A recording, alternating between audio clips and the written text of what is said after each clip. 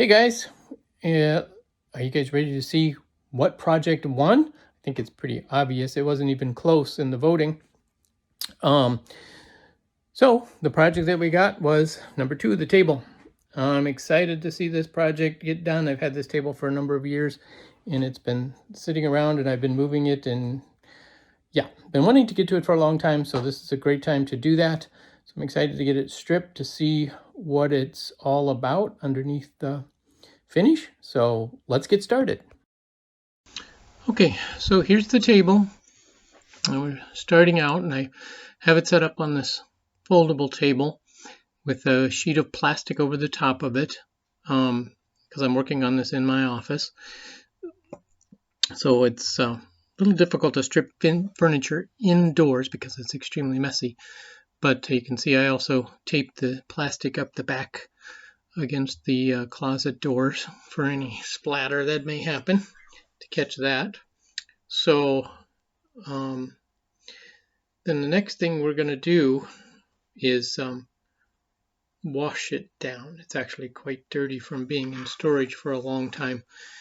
So I'm going to get the loose dirt off of it first before we put the stripper on, just because then a stripper doesn't have to work quite as hard getting through debris.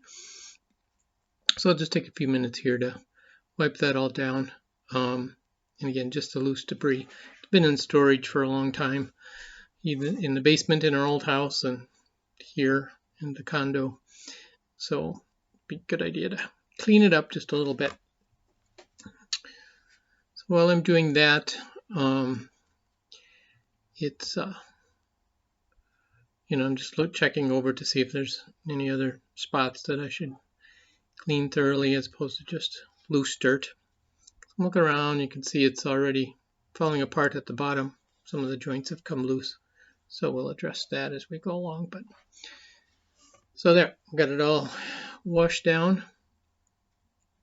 And then our next step is going to be to start disassembling it. Now they painted this thing thoroughly from top to bottom. They covered over the screw heads and everything. So hopefully I won't have to cut the paint out of the screw heads. It does have the flathead screws in here. So I'm going to take the screwdriver here in a minute and start unscrewing things. I'm checking to see if there's other loose joints on this and what we might need to re-glue. So here goes the screwdriver, and the screws were pretty loose on this, so it comes apart real easily. Now I'm getting ready to do the stripper. This is a citrus stripper, so it's a little more natural than, doesn't contain the methylene chloride and some of those other harsh toxic chemicals. So I'm using that. This is my first time using it in the spray foam form. In the can, I got this, I think at Menards or something. But anyway, so I'm going to spray it on here. We're going to see how it works. Sometimes these citrus-based strippers take a while to work, so I'm not sure how it's going to work on this, but it's supposed to have a nice fresh scent as opposed to a stinky scent, so we'll see. So now I'm just going to start spraying it on the different pieces. I'm kind of laying them out in the way that I want for ease of spray here. And the stuff comes out fairly heavily, but I want to make sure I get a good coat. And I did like the way to spray, especially on the legs. The spray stripper worked really well to get into places that it's harder when you're trying to brush it on. Sometimes it's hard to get a good even coat, but the spray turned out to be a real good even coat, kind of like spray painting. And so I went over it a couple times to make sure that it was good and covered. And then we're going to let it sit. It says to let it sit for 30 to 24 hours before you start taking it off. So we're going to see how that works. The one piece that's standing on its edge, I had to glue a little chunk out of one of the corners back on. So that's why it's sitting over there. Now it's been a little over 30 minutes and I'm getting my little plastic spatula here to start scraping. It actually started coming off really easily, which was nice. And then I have a little plastic container here to put the paint scrapings into. So I'm just going along on the back of the top of the table, cleaning off that loose paint, which actually comes off really well. So I was quite happy with the way it affected the paint. Now, later on, once I get the paint taken off on the top, at some point in time, they actually used a polyurethane finish on the top. They redid it, and the top got damaged by water and sun. I think that's probably the reason they painted it. So this stripper did not work nearly as well on that polyurethane finish on the top as it did on the paint. So what I did was I put it, reapplied it after I tried a couple times, just giving it half an hour. I reapplied it and let it set overnight. And then by doing that the next morning, it was much easier to come off. So now that it's all stripped off, you can see this is the top, and it looks much better just with the finish gone. So the problems were just in the top surface of the finish. So it's got this nice walnut color to it, which I like. So we're going to stick with that when we go to finish it, use this walnut color.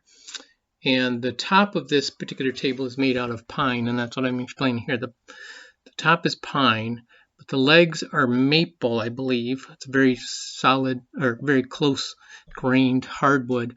But then the dowels, the little rods in between connecting the legs, are of oak. So it's actually got 3 different types of wood that we're dealing with here. And then to try to get them all the same color tone in the finishing process is really difficult because they all take the stain in a different way.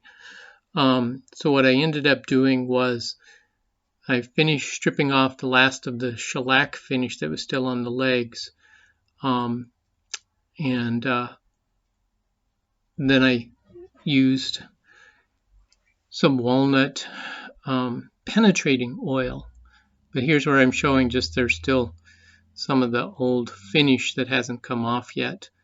And part of that was there was some, again, it's hard to tell what the life of this piece was, but there was some finish that appeared to be the polyurethane was sprayed just on that middle spindle for some reason, not on the legs. So I'm not sure what that was all about. But anyway, so that took a little longer and harder to get off. So I actually ended up scraping that off that middle cylinder just because of the shape. It was harder to do. But once I got that all taken off, which we'll see here in a minute, then I used the Danish oil in a dark walnut as my finishing stain. Because again, part of it's I'm limited in what I can do. I can't really do much spraying or stuff like that in our condo, and because of the smells and odors of different finishes, kind of limits me. But the Danish oil is good because it's easy to wipe on and to just let it set until it's fully absorbed into the finish. So here I'm just again kind of going through and explaining how this is all working and how there's some old finish still in here. You can see there's reddish coloring. That was a second finish that was put on here at some time in its life, which I explain. I am going to put out a full video of this process, which is over a half hour long, so going into a lot more details as I'm explaining it, but this is for the challenge. Now here's the same pieces after I put the Danish oil on it, and it's soaking in. You can see on the top there's some areas that look wet and glossy and other areas that are dull. That means the Danish oil has soaked in.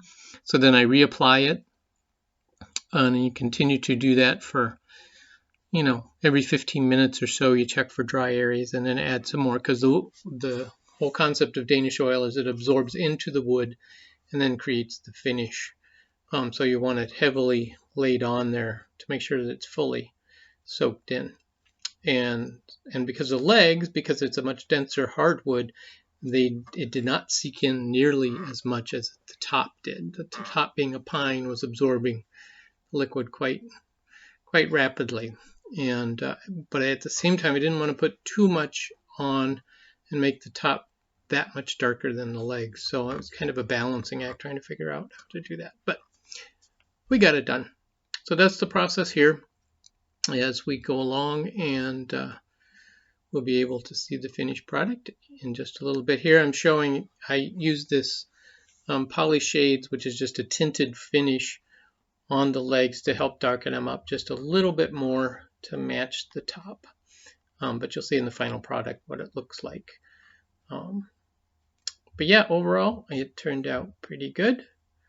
And should be seeing that in just a minute. Okay guys, here's the table all finished. Looks really good. One side drops down. Let's see if I can do this one-handed. And then you pull out the other leg. And now she's a complete table. Very cute. I like it. Glad to have this project finally finished. And I hope you enjoyed.